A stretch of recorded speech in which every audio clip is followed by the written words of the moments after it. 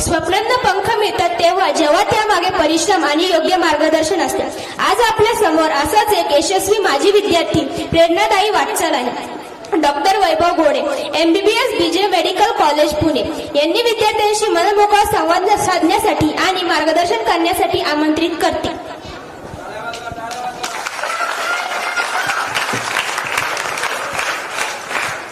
आजच्या कार्यक्रमाचे अध्यक्ष श्री सूर्यवंशी साहेब, स्टेजवर असलेले सगळेच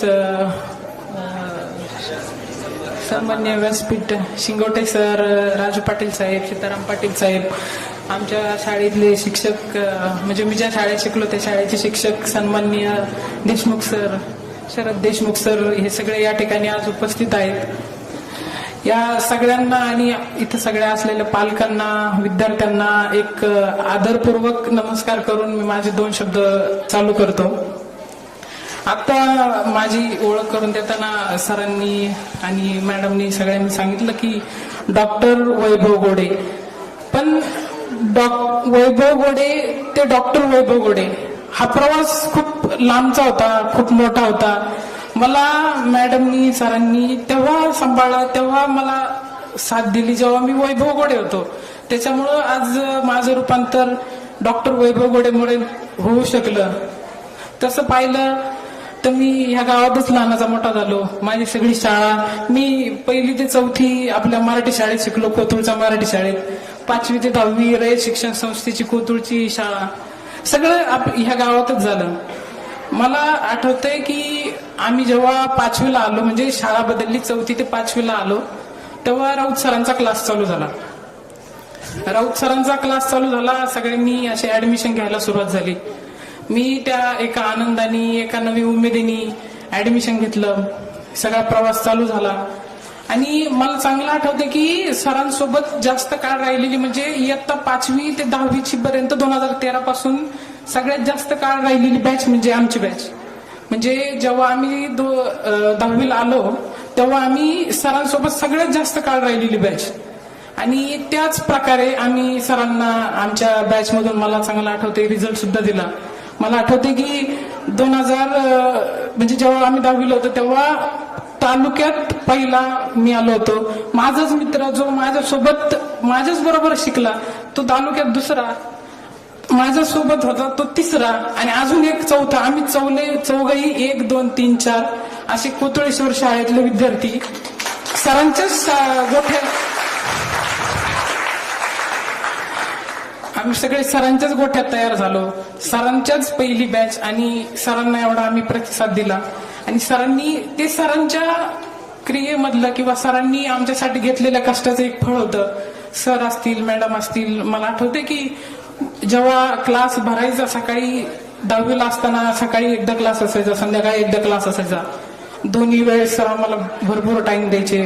किंवा ज्या प्रकारे सर शिकवतात, शिकवण्याची सरांची जी पद्धत आहे ती अतिशय उत्तम आणि अशी नाविन्यपूर्ण अशी सरांची जी पद्धत आहे ती खरंच चांगली आहे.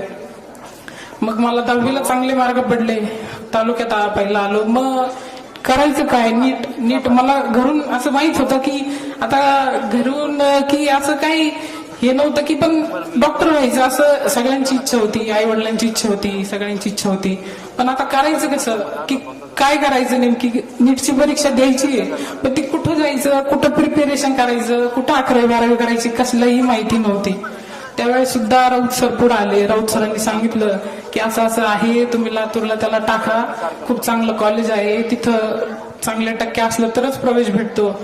आणि मग माझ्या आई वडिलांनी त्याच्यावर विश्वास ठेवून मला 2 वर्ष लातूरला टाकलं.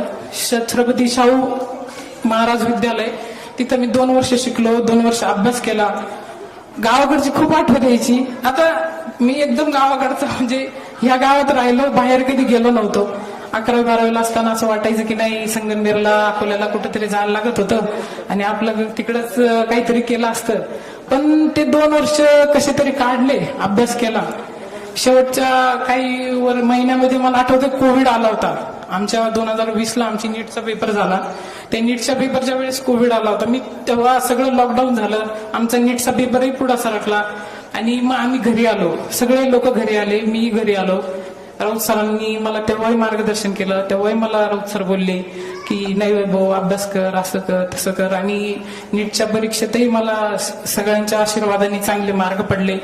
माझा BJ medical college Sassoon general हॉस्पिटलमध्ये नंबर लागला.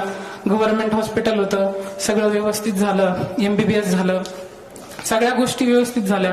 पण ह्या पूर्ण प्रवासामध्ये माझ्या फार पहिलीपासून राऊत सरांच्या क्लासमध्ये आल्यापासून आजपर्यंत मी इथं उभा आहे. इथपर्यंत येतानापर्यंत मी आयुष्यात खूप गोष्टी पाहिल्या, यश पाहिलं, अपयश पाहिलं, सगळ्या गोष्टी पाहिल्या. आता मी वयाने तुमच्यापेक्षा खूप लहान आहे, माझा अनुभव एवढा नाही, पण मी माझ्या आयुष्यातल्या काही गोष्टी सांगू शकतो ज्या मी सरांकडून शिकल्या किंवा सरांनी माझ्या त्या ओतल्या की टाकल्या मला माहित नाही, पण त्या सरांमुळे मी इथपर्यंत येऊ शकलो, इथपर्यंत करू शकलो. तर पहिली गोष्ट मला अशी वाटते मी सरांकडून शिकलो किंवा सरांनी मला सांगितली ती म्हणजे संयम. आयुष्यात कोणतीच गोष्ट अशी एकाकी भेटत नाही, त्याला खूप परिश्रम करावे लागतात. कोणतीही गोष्ट असू द्या. आता म्हणजे 10वीचा पेपर जरी असले तरी त्याला खूप महिने अभ्यास करावा लागतो. जसं आमचे MBBSचे पेपर असतात तेव्हाही खूप अभ्यास करावा लागतो. की संयम आयुष्यात ठेवावा लागतो, ही गोष्ट मी सरांकडून शिकलो. एकाकी सगळ्या गोष्टी हातात मिळत नाही, सगळ्या गोष्टींना वेळ लागतो, संयम ठेवावा लागतो. अपयश हे येत असतं. अपयश जसं म्हणतात ही यशाची पहिली पायरी असते, तसं अपयश ही आपल्या एका प्रोसेस मधलीच एक गोष्ट आहे. ती गोष्ट आपण आत्मसात करून पुढे जायचं असतं. ही एक गोष्ट मला असं वाटतं मी सरांकडून शिकलो. दुसरी गोष्ट म्हणजे सगळ्यात महत्वाची गोष्ट मला असं वाटतं जी मी 5वी ते 10वी या टाइम मध्ये शिकलो की संस्कार. मी आज पुण्यासारख्या ठिकाणी राहून आलो, लातूर सारख्या ठिकाणी राहून आलो, MBBS केलं, खूप पाहिलं, खूप जग पाहिलं. म्हणजे खूप नाही पाहिलं, अजून खूप लहान आहे मी, मला अजून खूप काय करायचं किंवा मी अजून असं मला हे नाही वाटत, पण मी खूप अजून लहान आहे.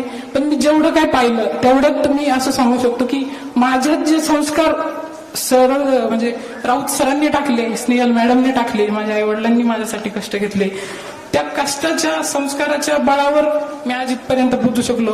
सरांनी आता सांगितलं की भाषणात सांगितलं की तुम्हाला तुमच्या पाल्याला एक पेपर पास करायचा आहे का, त्याला आयुष्यात खूप खूप खूप मोठं होताना बघायचंय.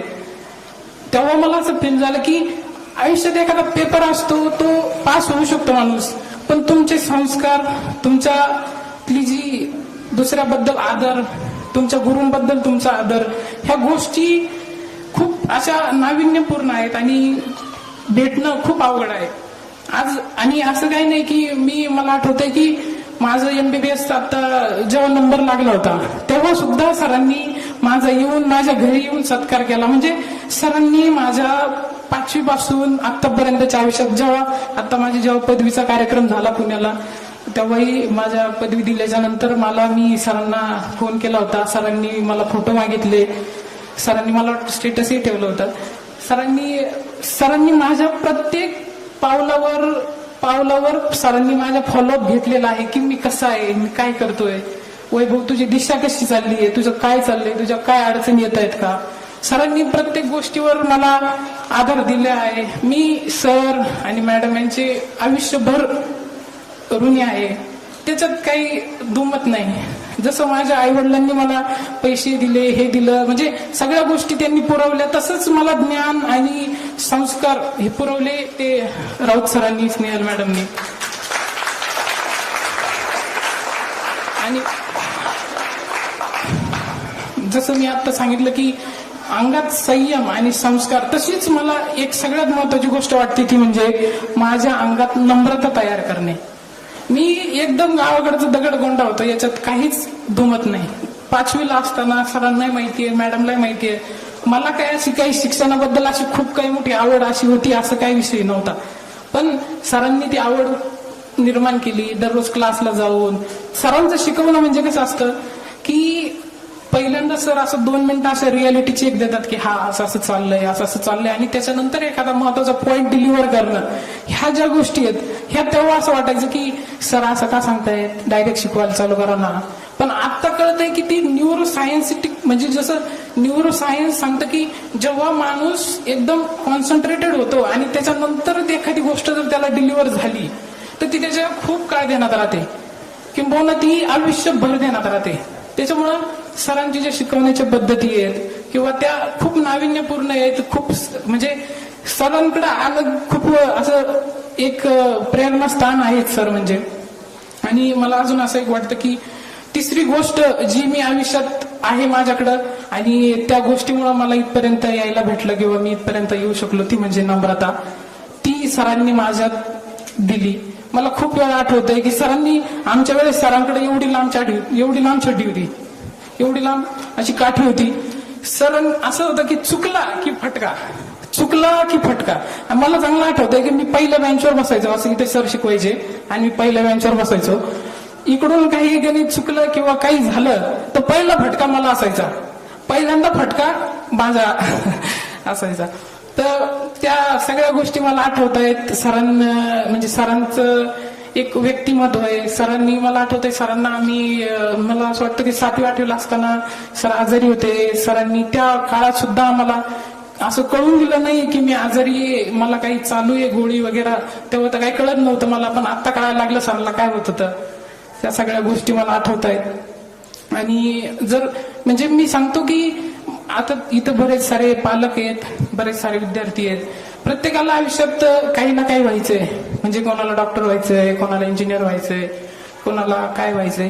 पण मी एक सांगू इच्छितो की तुम्ही आयुष्यात किती पुढे जाल, किती मोठे व्हाल, तुमच्या आयुष्यातला तुमचा संयम, तुमची नम्रता, तुमचे संस्कार हे कायम तुमच्या सोबत असतात. हे तुम्हाला कधीच झुकून देणार नाही. तुम्ही आयुष्यात बिझनेसमॅन व्हा, काही व्हा. मी म्हणत नाही तुम्ही सगळे डॉक्टरच व्हा, तुम्ही सगळे इंजिनियरच व्हा. आयुष्यात खूप खूप वाटा आहेत, खूप. आताच्या सध्याच्या नव्या युगात तर खूप वाटा आहेत आणि माणूस खूप मोठा होऊ शकतो, माणूस खूप सुखी राहू शकतो. तुम्ही आयुष्यात सुखी व्हा, आनंदी राहा. तुमचे संस्कार, तुमची नम्रता, कधी कोणी आपल्या अंगात एवढी नम्रता पाहिजे असं मला वाटतं, जी मला सरांनी शिकवली. की मोठा माणूस दिसला की आपल्या मनातून थोडस प्रेमाची ओंजळ आली पाहिजे, त्याच्या पाया पडावं आपलं वाटलं पाहिजे. आपल्या गुरूंनी आपल्याला दिलेली शिकवण आपल्या ध्यानात राहिली पाहिजे. एवढी मला असं वाटतं की मी आयुष्यात काय कमवलं तर मी राऊत सरांसारखे गुरु कमवले. मी अजून खूप लहान आहे, आत्ताच माझं MBBS कम्प्लीट झालंय. मी अजून पुढे शिकायसाठी मी पेपर देतोय, अभ्यास करतोय. पण मी आयुष्यात ह्या गोष्टी नेहमी लक्षात ठेवेल की मला सरांनी काय शिकवलंय, सरांनी कुठपर्यंत मला आणलंय. ह्या सगळ्या प्रवासापर्यंत, आतापर्यंतच्या प्रवासात सरांनी मला अशीच साथ दिली. मी अशीच इच्छा प्रयत्न करतो की स्टेजवर असलेले सगळे मान्यवर, सगळे शिक्षक वृंद आणि सगळे पालक, विद्यार्थी यांचे आशीर्वाद माझ्यावर असेच असावे. आणि मी एवढं बोलून माझे 2 शब्द थांबवतो. धन्यवाद.